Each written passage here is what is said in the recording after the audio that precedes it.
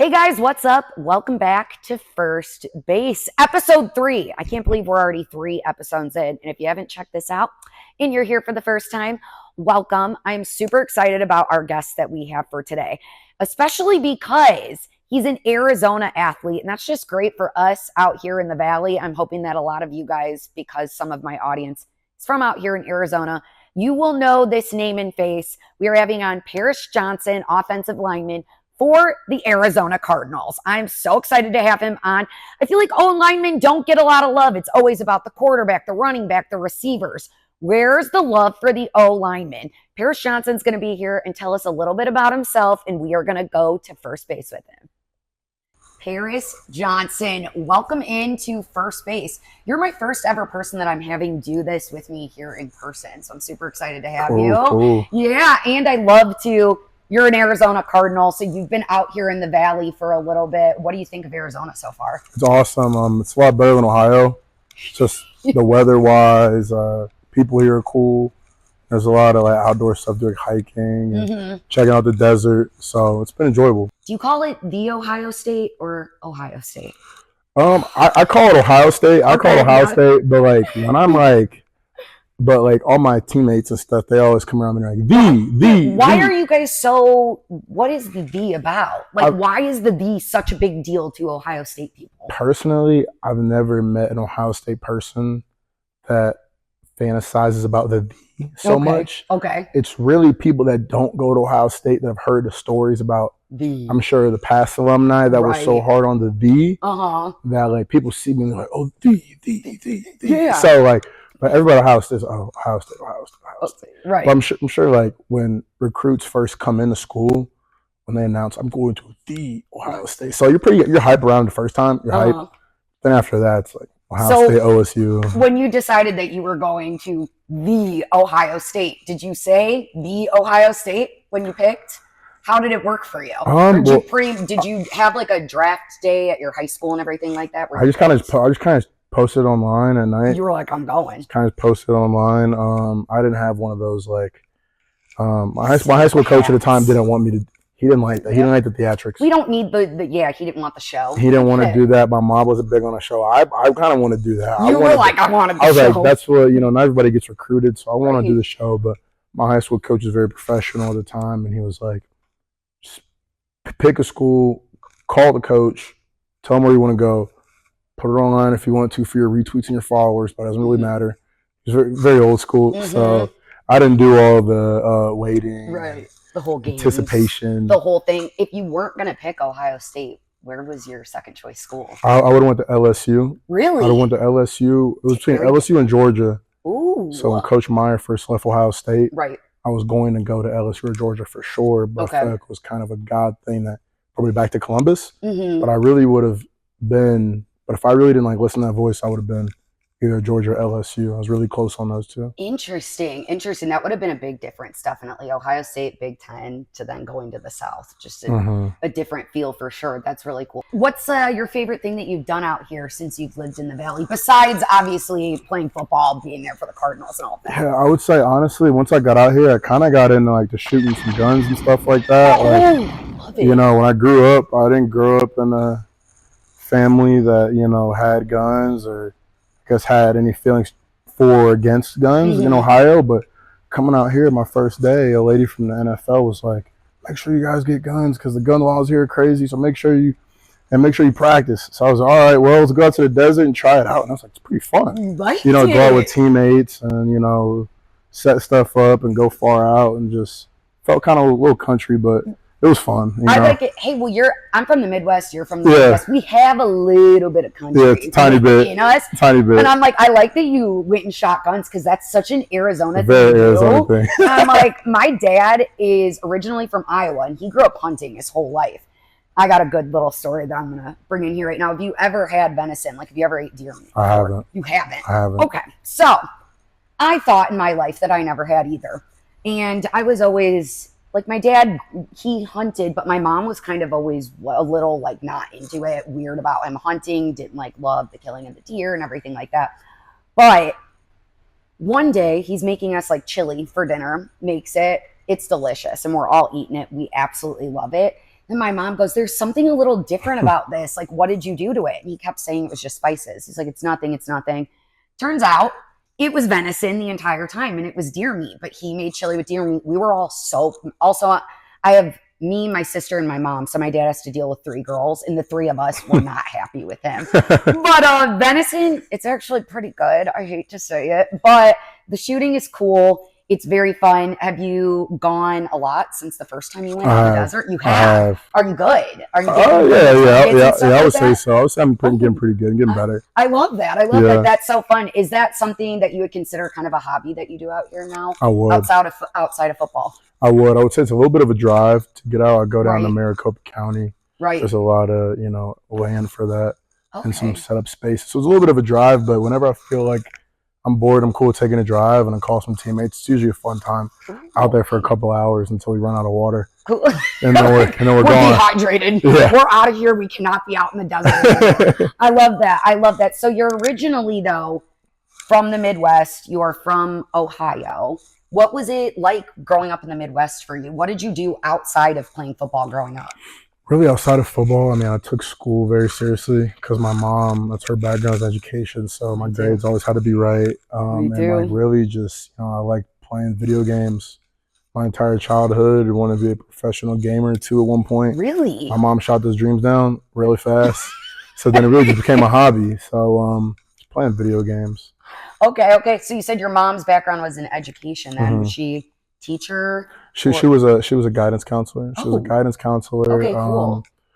At the high school level, at the college level, she was like what's the word for it? Kind of like not like a tutor, but those special guidance counselors like for athletes in college. Okay. So she was in Miami, Ohio. So she had guys like Ben Roethlisberger, Sean McVay, and she had the whole hockey team at Miami, Ohio. So basically, just making sure those guys really showed up to class, turned in assignments, sit here at this table and do this homework assignment.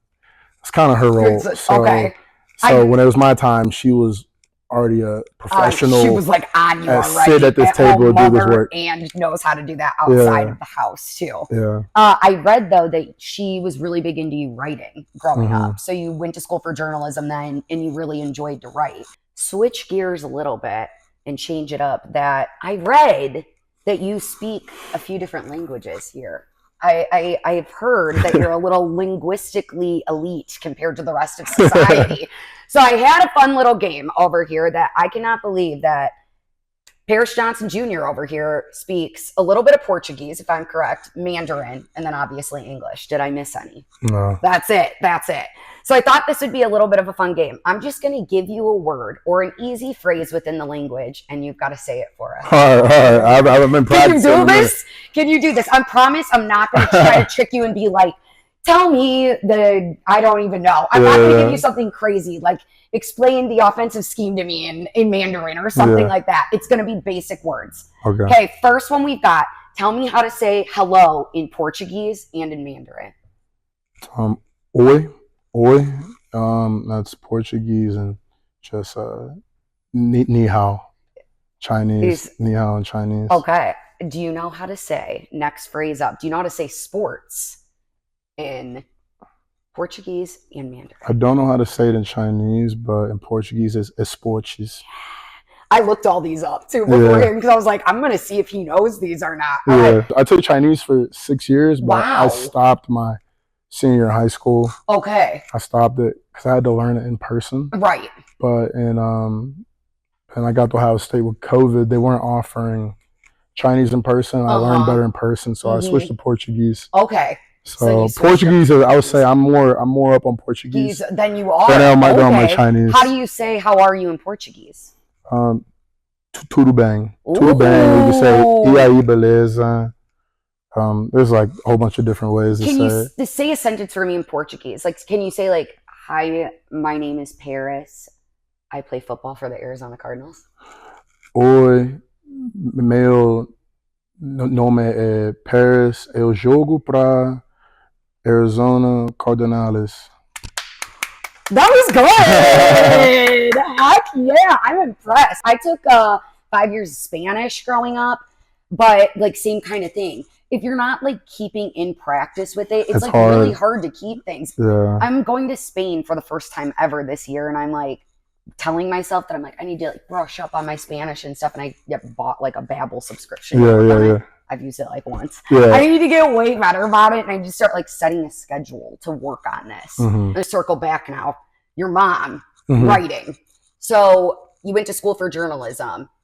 What did you enjoy writing about in school? Because I saw that you wrote quite a few articles while you were in school for the paper. I think for me, I enjoy just being able to tell people stories that don't really have a voice or they don't have their own platform. So for me, I wrote for groups that were about diversity and accessibility.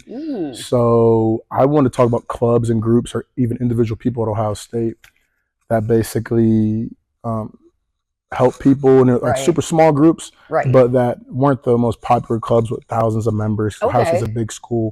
I just wanted to tell their stories, you know, in a kind of interesting way. In a different kind of way. What was your favorite group that you kind of got to talk to while you were there? I think my favorite group was probably the Dementia Project. So it was a group of girls in school that basically what they did was they had this dementia facility that I went to, and they went there with these headphones, you know, like the silent parties. They had those headphones and they had maracas and different stuff. And what they would do is that they would maybe each time, they went every week, but they would take maybe 2 people, have a full interview with them, ask them about what they remember, their family and all that. And then they would start with, the whole group would say was 30 people. They would put the headphones on and they would play all music from 40s, 50s, 60s for like 45 minutes, whole party. Some people would get up and dance, some people wouldn't because there's different stages. And then they would have an interview with them afterwards, and it would be amazing how now they're not repeating the same couple things. Now they're diving deeper into things. Because so they're starting to, things are pulling from their brains. So music can unlock things with dementia patients. Kind of like, I'm sure that sometimes you might hear a song and you're thinking about, pulls you back to a certain memory. Exactly. So I love that. They're able to access certain things where Frank Sinatra, for some reason, pulled them back unlocks to maybe everybody I've ever seen. So it's kind of cool to watch their eyes light up. Really? And now they want to talk to somebody who was reserved. Now they want to talk. Now they want to tell stories. Talk about what it was like in Italy and how they came here and their kids, their grandkids, and all that. But before, they really didn't want to talk at all. So it's kind of interesting. If you would have become a writer in a different world, what do you think you would have wrote? Would you have been like an author? Would you have written a book of some sort? You've been like an article writer? I think if sports writing, if football didn't exist, or I guess for me, if football didn't exist at all, I think I'd be a lawyer. I love to argue. I love to debate. Oh, you and Sophie over here behind the camera. You two could be little debaters. I think she would be a good lawyer too. I just love history, and I love being able to use history to dispute other people. And I like to play both sides, even if I don't necessarily agree. I don't want to say devil's advocate, but if I agree with something you agree with, I'll just play other side just for conversation. Ooh, just to do it. Just to play other side for fun. That I love that. They do say, I'm going to give the O lineman a little bit of credit. That you guys are one of the most intelligent players out on the field a lot of the time, especially because I feel like within your career in the NFL, you guys don't play for as longevity because you guys are getting beat up so much more than a lot of these other players on the field. So you have the knowledge up there too for what you're going to do next and other stuff going on besides outside of the field. So that's super cool. I know you had your foundation, Paris Johnson Foundation. What got you into wanting to work with veterans specifically? I was like, is that family related or is that just something that you found interest in? Yeah, so my mom's dad, he wasn't in the Navy growing up, but I would say my heart for veterans was really instilled just by my mom. Just always as a kid, like for me, like I've always been video games and stuff like that. So that was kind of my perspective on the military. But as a young kid, but my mom, her biggest thing was all the stuff I'm playing, all the stuff I'm seeing, like, you don't get to come back from that the way you do in your game, right? You don't get to come back from that. So to me, that kind of put in perspective. I'm like, oh, like search and destroy, like, that's it. Like, you get hit and that's it. Yeah. Like that game over, and it's like, yeah, like, that's real life. And she was just telling me how, explaining to me as a kid, like these people they're each day, They're out there, they're fighting for you, and then you don't know who they are. And such a good point. just for you to be able to have your freedoms to play football, to do what you do. So for me, I've always held anybody who's served any capacity at like the highest regard. Right. But then once I got older and I started to ran an event for my high school football team to work with some disabled veterans for they worked for in the Special Olympics. Okay. And basically we were there, to spot, to support, have conversation with them, basically help put on the event, change the weights out, whatever, right? And I'm talking to them, and it was awesome to talk to them. But then again, they're telling me the kind of life that they were going to go back to at the end of this event. Right.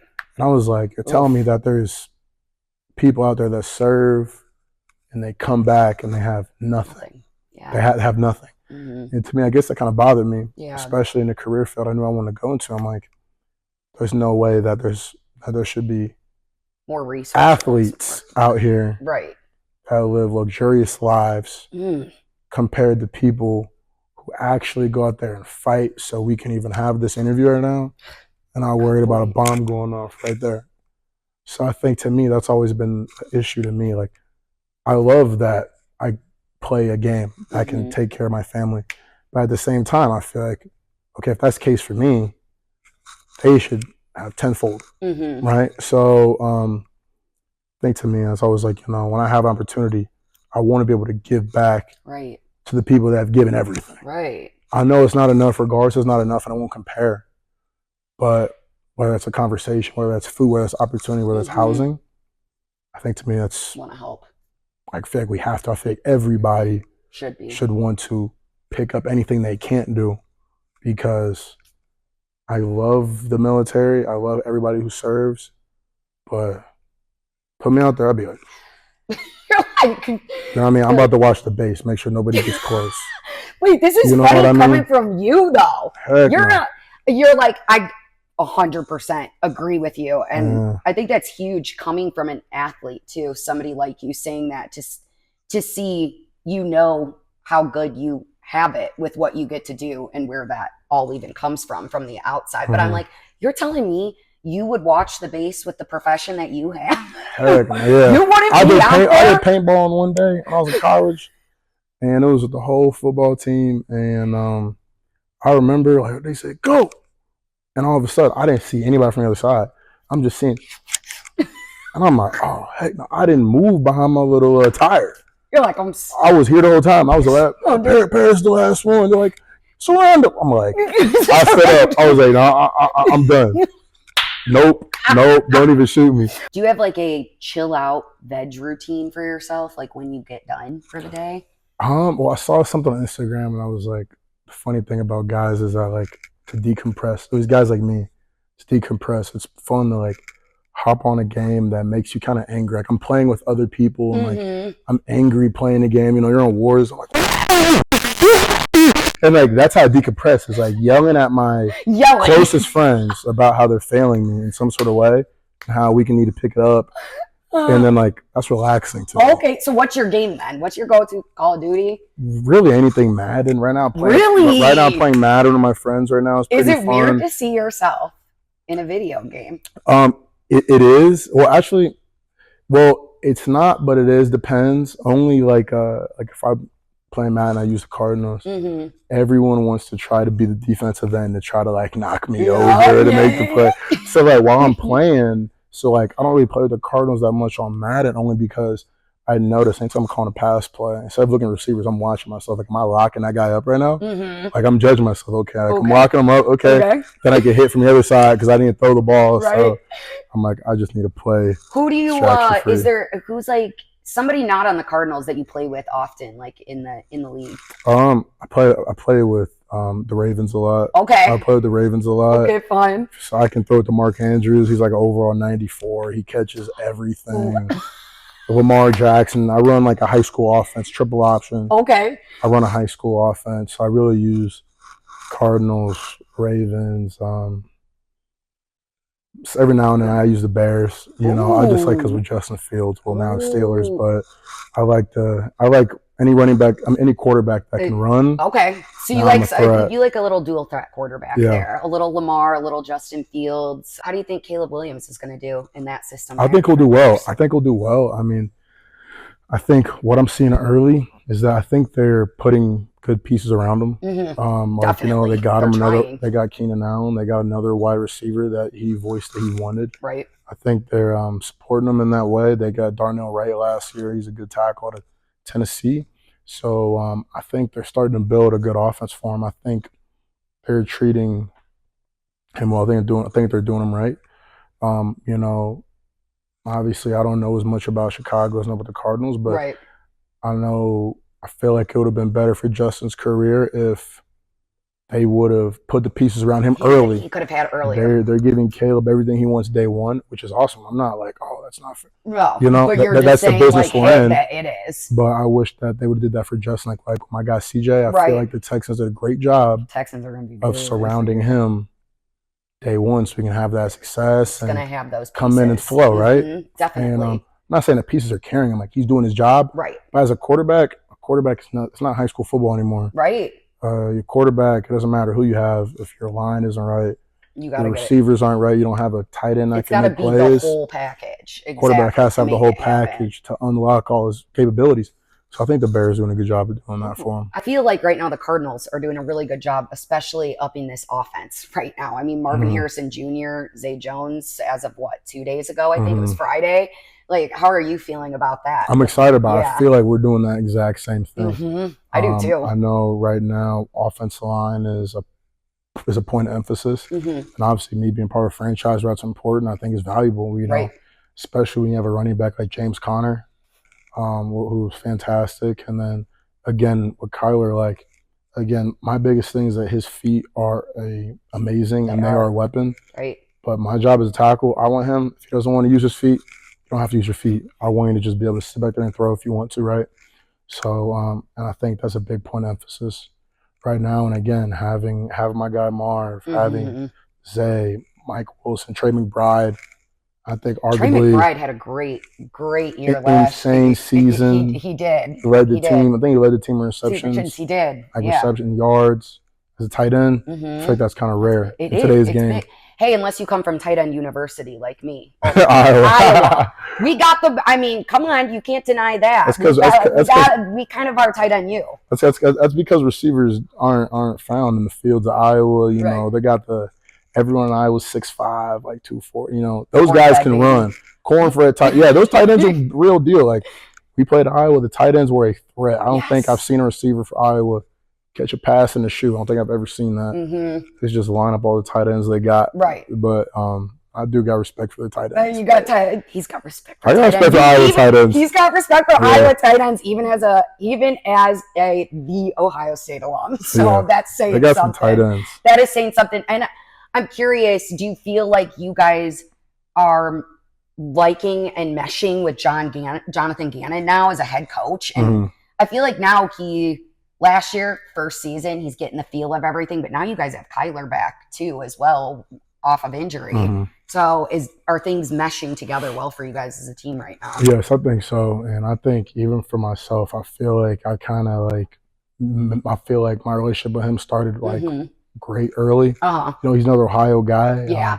Half of my not my official visit, but top 30 visit, the Cardinals were talking about him being from Cleveland, played his high school when I was in high school, and just again I feel like just kind of energy brings. He's a young head coach, which I think is cool. Me too. I feel like it's needed in all of sports right now, and I feel like the NFL is starting to do a really good job of bringing in younger guys as head coaches. We're starting to see that. I don't want to say turnover, but some of the older guys are pushing their way out, and the younger guys are now making their way in, kind of changing the game a little bit. Which is exciting, like you said, changing the game. I think I think as a defensive mind, he's very smart. In the way I think our defense is again going to continue to shine this season, and I think just his mindset of how he wants our team to look and develop. Right. I think this, like you said, he's a part of that new era of coaches that's doing it the right way. And I think the energy he brings being a young coach in general, like just it's like, and his age wise, Mm-hmm. he brings a lot of energy and excitement and Yes, juice and fun. fun. Yeah. You know what I mean? He wants people to wake up, Right. and get after it. Which Yes. I think being in a building like that is super cool. Who brings the energy to the Cardinals? Who's like your bestie on the team? Who's your bestie? So I would say, so last year I would say my guy Hump, DJ Humphreys. Okay.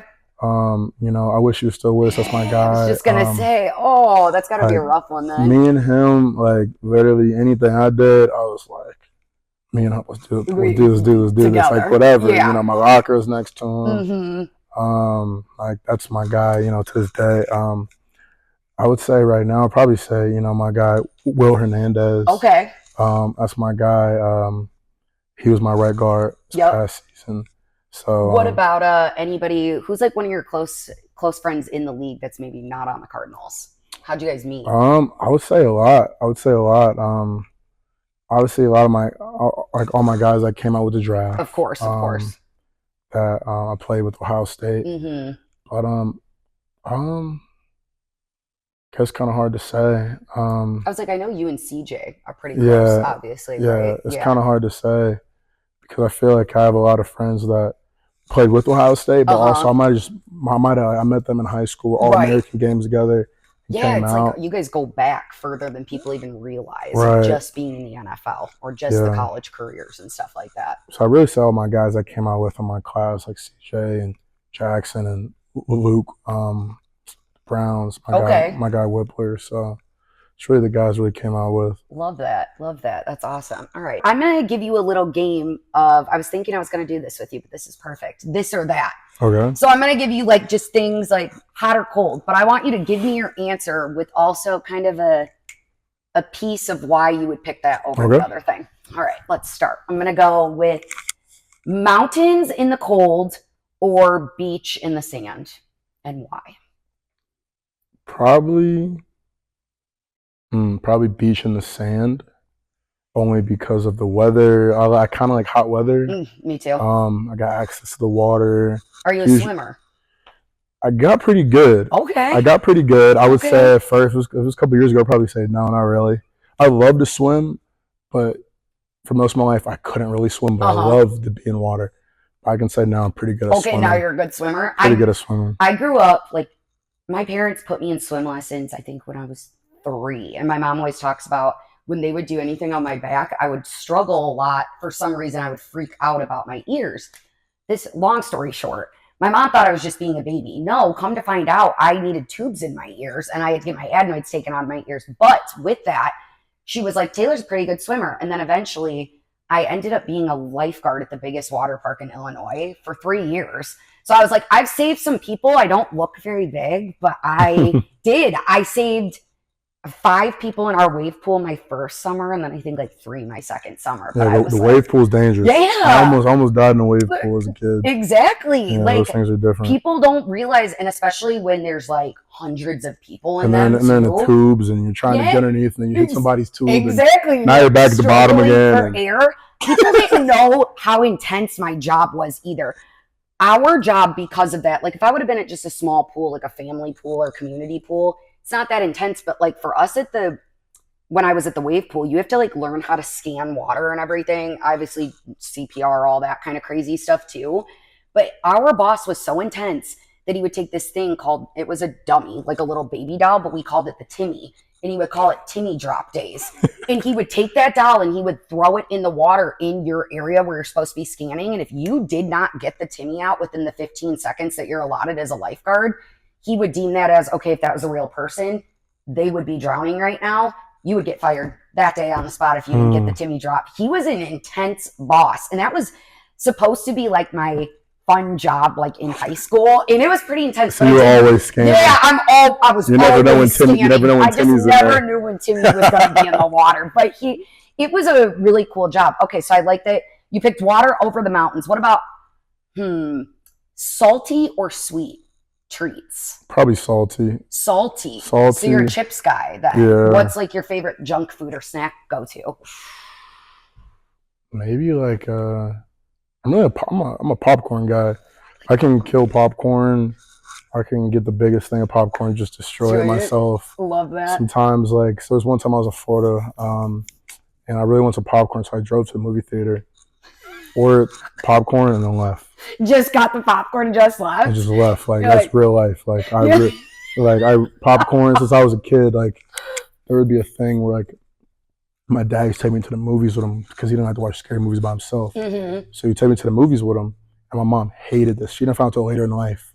But I've seen every Texas Chainsaw Saw movie from ages of like 3 to like 7. Oh wow! So you were watching the scary So movies. like scary movies me don't faze me because I'm desensitized. I'm desensitized. I do too, and I snuck at a neighbor's and watched most of them. It's the same thing. I get it. As long as I have popcorn, I can watch anything unfazed. Unfazed. To this day, unfazed. I can watch any Disney movie, any random romance chick flick movie. If I have popcorn, I'm like, oh wow, this is kind of deep. Oh, wow, as long as I have popcorn, I can watch anything.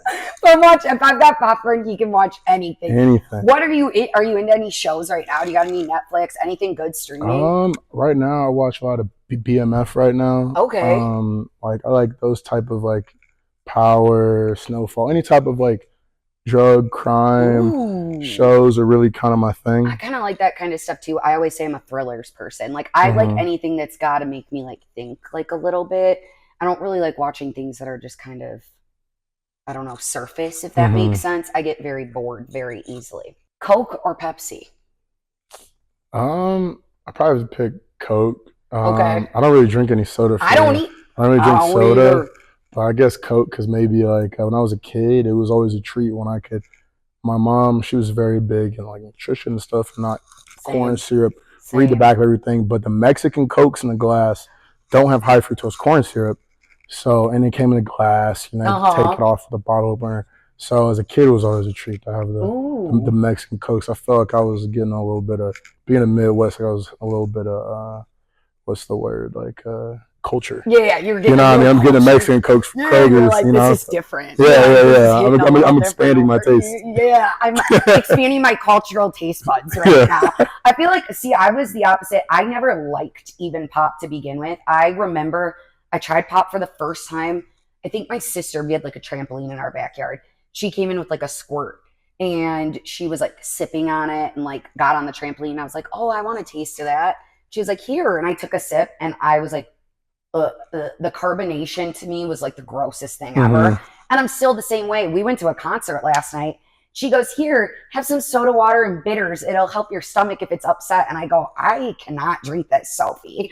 I was like, the carbonation is just not there for me. I'm not a good carbonation girl, so I feel you on the no pop thing. What about, would you go M&M's or Sour Patch Kids? Probably go M&M's. M&M's. He's a chocolate guy over. I'm more of a sour candy type of girl. I love a Sour Patch Kid. I love a Sour Punch straw. I'm like chocolate. So like, are you chocolate bars then? I mean, I do always have, like right now, I have a Hershey bar in my freezer. That's been in there for little months. It's been there for months. Yeah. But one day it's just going to be there and I'll just crack it and eat some. Then you'll have some of it. So if I get a whole bar, I might only eat like maybe like a fifth of it. Right. And like that's all I need. How tall are you? 6'6"? Like 6'6.5", 320. Do you have a difficult time finding clothes your size and stuff like that? Do you get a lot of things like custom made or how does that work? Yeah, so for suits, all my suits have to be custom made. Okay. As far as like my clothes, I just have to look really hard. Right. I either have to look hard to just find some basic things or just like, I remember I came in the locker room, I was talking to DB and I was like, man, like, where do you get your pants from? Like, yeah, I like your style, whatever. Right. He was like, yeah, I get all my pants from Balenciaga. And these basic black pants. Right. How much do they cost? $1,600, $2,000, $2,500. And he was like, that's just the basic. He said, that's the base for like type of stuff you're getting into. I'm like, for them black pants? You're like, for black pants? Heck no. Yeah, I know. That's so. Like, I'm not paying for that. I just got to get creative. You know what I mean? So I just had to get really creative because I'm like, I won't be able to live with myself for it. Okay, I have some pants that cost a little bit. You're like, what's like your one thing of like luxury that you're like, I do love that you have? I have some nice clothes, some nice shoes. I wouldn't say now I'm into fashion. Okay.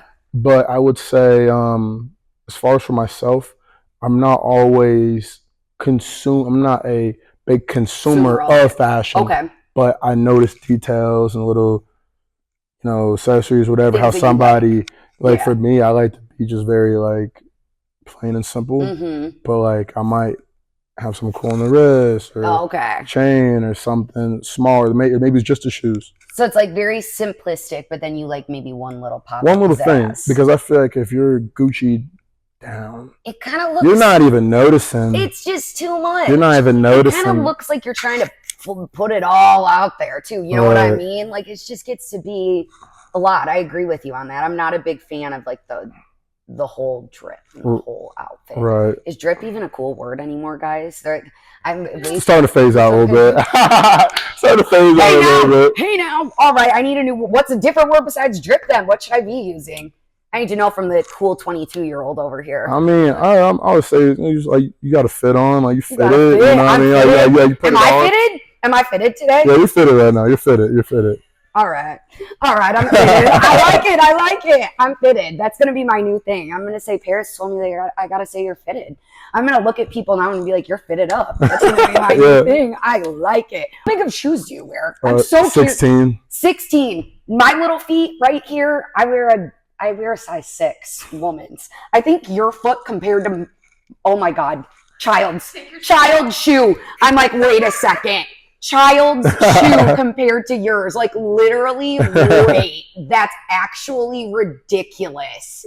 Literally, I do have really small feet though. I'm like, wait, I might have to have a stand up for the camera again one time here. Because I'm like, I gotta have everybody see how tall you are compared to me. Because also though, most people that know me think I'm really tall, and I'm not. He's a giant compared to me. This is like the craziest thing ever. I'm just like, it's nuts how tall you are. With that, this leads us perfectly into my favorite segment of the podcast. I do this little thing called Taylor's Topics, and it's my categories that are in for the week. So I usually pick 2 things that are in, and then you'll pick 2 things that are in. So I'll go first to give you an example, and it can be literally anything. Okay. It can be like an object, a food, a thing, a sport, like literally anything. So my first Taylor's Topic of the week for this episode is going to be competitive cheerleading. And here's my reasoning why. I am a competitive cheer coach, and barely anybody really like knows that. Besides, I would say my close friends and my parents. I'm a competitive cheer coach. I had state this weekend, and I'm really upset. I'm not really upset, but my girls got 5th. I really thought they deserved better, but I think that's me being like a coach, thinking like, come on. They did great though. I'm still super proud of them. They were amazing. But I just feel like competitive cheerleaders do not get enough credit. People do not know how hard those girls work, and they don't know how difficult the sport is too. I'm like, a lot of people are like, oh, they're just out there on the sideline doing like the movements. I'm like, that is not what competitive cheerleading is. Like, they are tumbling, they are gymnasts, they lift each other, they're dancing, and there's that aspect to it, but there's a lot more to it. So I feel like people need to like competitive cheer more. And if you haven't watched Cheer on Netflix, the docuseries, you should, because it's really good. Especially if you like sports in general, all those Netflix docuseries, it's a really good one to watch. So that's my first Taylor's Topic. Excited about the draft we just had. Got my guy Marv. So you're happy Darius. With what the Cardinals did. I'm excited. I'm excited. We got a new tackle guard out of Illinois. He's in Texas. We got Darius out of Mizzou. I think adds a lot of value. Right. He's obviously with Marvin. Can't get a better receiver than that. I was just gonna say, I mean, he might have been the best pickup of the entire draft. Yeah. So the Cardinals definitely get an A+ in the draft from me. I'm not a one of those NFL analysts that give the grades, but if I were, I would give them an A+. So I think it was an awesome draft. Yeah. Excited, and those guys came in last week, so excited to meet them tomorrow. So Oh wow, really that's tomorrow. That's cool. Who are you most excited to hang out with out of the newbies? I would say, besides Marvin, I would say maybe like Isaiah Adams and Jones and Christian Jones. Ooh, okay. The two new linemen. I just want to get to know them. I want to be able to create that relationship with them like I had with Hump. Mm-hmm. You know what I mean? I think that's important. Definitely. Especially, depending on how long those guys are here, that can be career-long relationship. I'd love to start that as early as possible, Do you feel like you consider yourself now a bit of a I know it's only been a year since you've been drafted, but this team is really young. Would you consider yourself a bit of a veteran leader in that spot? Yeah, I do, and I think a lot of it is just because the year went by fast, but again, it's only going to year 2. But at the same time, I already feel like I am a leader in the room, and I think the fact that like comparing the amount of snaps I played compared to a lot of other guys have a lot more years in, like we're kind of already in the same place, right? So, and I think other people in the room already agree that I'm a young vet. Yeah, you know what I mean. So yeah, definitely. Just in terms of experience, overall experience, and type of ends I faced this year, it's like, okay, he understands what's going on. You understand his focus, so. That's going to be good. I have a good feeling. And I know, obviously, you guys are in a tough division in the NFC West, too, because, I mean, the Seahawks just never quit. The Rams are just always a tough out, too. And, I mean, they're not that far off of when they won a Super Bowl. So I'm like, you guys have a tough go, but I also just feel like the offense is going to be it's going to be a fun year, I feel like, for the Cardinals. A good year for the Cardinals. It will be. My next Taylor's topic that I'm going to go with for this week is going to be Captain Crunch cereal. I like some sweet things, but I'm not really that much of a sweets eater. I'm not a big candy person. Like, I don't eat a ton of junk food. But one thing that I really love is, like, once a month I will get a cereal and I'm like, I got to eat this cereal. And I'm like obsessed with it. And I eat the box in like a matter of 2 days, which it's already gone. I just got Captain Crunch and I forgot how good that darn cereal is, but Captain Crunch with the berries in it. You let the milk sit with the cereal. You drink the milk afterwards. It's a whole treat. It's so good. And I'm like, that's the kind of sugar I like, cereal sugar. I was really torn between Captain Crunch or Cookie Crisp this week. And I went with Captain Crunch and I'm not disappointed. So Captain Crunch is in for me this week. All right, Paris, your last topic of the week. I guess my last topic is when I was a kid, my mom only bought me the like cereal from like Trader Joe that's like organic. So like instead of like Captain Crunch, I would have like Captain Thomas or something. Like, you know what I mean? And, or like the brand I think was like called Cashies or something. Yeah. Or like I had so for example, like there's also like Cheerios. I had the Cheerios were like orange, green, and like purple. The healthy ones. And they were like colored with like beet juice and carrot. Awful. Oh my God, the milk didn't save it. It didn't even absorb the milk. Didn't save it. You weren't keeping that milk. You're like, go away. It didn't even absorb nothing. It was still dry and tough. And so whenever I went to my friends' houses, it was always a treat in the morning when like. And again, that cereal I bought was expensive cereal. It's like $5-6 a box. Right. My friend's cereal's like $2 a box, just Cinnamon Toast Crunch. Right. And I'm eating it at their house. And I was like, didn't tell my mom. I wouldn't tell them. Like, it was a treat. Like, so I'm just killing it. Yeah. Bowl after bowl after bowl. Just really like when I go to friends' houses when I got to really enjoy like sugar. Really like, I guess, experience the American culture of food. A little bit different. different. At my friend's house is like, even with like some like, kid, like the Lunchables. I'll go to school. My mom was packing my lunch. Same. My bad. Let me just get a little pizza. Let me get the little pizza thing real quick. Let me just see what it's talking about. Yeah. And she was like, no. Yeah. No, that's how my mom was too. I was like always healthy lunches. We didn't have any of that good stuff either. Lunchables are hit though, still. They do. Is hit a term? Hit? Yeah. They smack. Yeah. I love a good Lunchable still to this day. The pizza ones, they're a nice little snack. They're good. That is it for our Taylor's topics then that we've got for this episode. Paris, I want to thank you so much for coming on to First Base and allowing us to get to know you a little bit more. And thank you for being my first person in person too in the studio. It's cool to be able to actually use the space with somebody in it, not just me like sitting and talking to a camera. So that's nice. And I'm hoping that people start to give linemen a little bit credit for how cool they are. And we aren't just always going to those other players on the offense. So Paris, thank you so much again. I appreciate it. I appreciate the opportunity to be here. Thank you. Thanks again to Paris Johnson for coming on to First Base and allowing us to get to know him a little bit better.